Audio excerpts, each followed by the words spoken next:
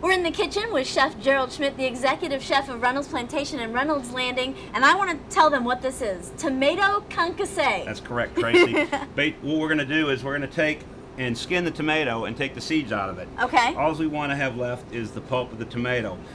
Seeds, again, are unattractive in presentation, and also the skin adds a texture that we sometimes don't want. It's real quick to do, especially if you harvest a bunch of tomatoes like I have this year. My tomato plants came out good, and you want to put them and can them. Okay. So you want to take the skin off them. First, what we're going to do is we're going to take our ripe tomato, and you can use any kind of tomato. You can use heirlooms, you can use Romas, you can use beefsteak, whatever. You're going to take a paring knife, and where the tomato comes off the vine, we're just going to take and cut a cone-shaped cut, removing the core. Then on the other side of the tomato, we're going to take and put a little X, marks the spot. Okay. Just like that. Okay? We don't want to go too deep, just want to basically cut the skin.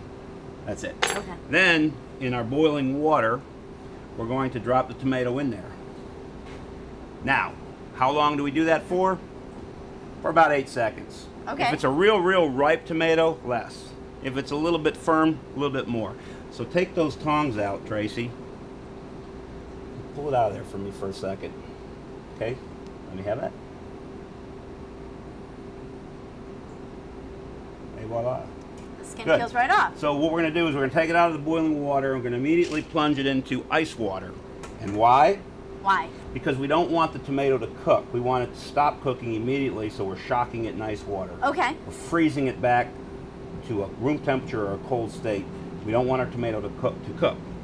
After we do that, we take our tomato out of the ice water and we take our paring knife and gently just peel back the skin. Like that.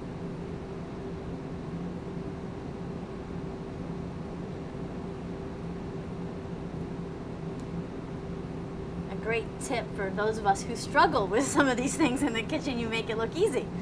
Yeah. Again, a lot of practice on this in my life. Okay, once we have the tomato peeled, we can do one of two things. We can cut the tomato in half, like this.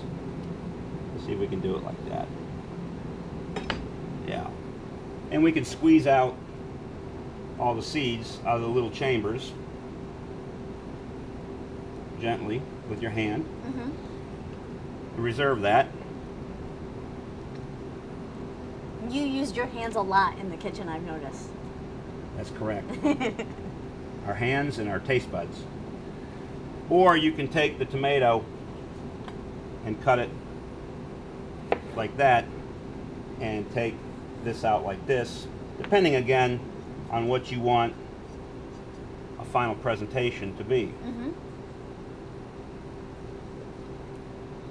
this particular case, we're going to do a julienne. Without skins, which tastes so much better, right? And looks so much better.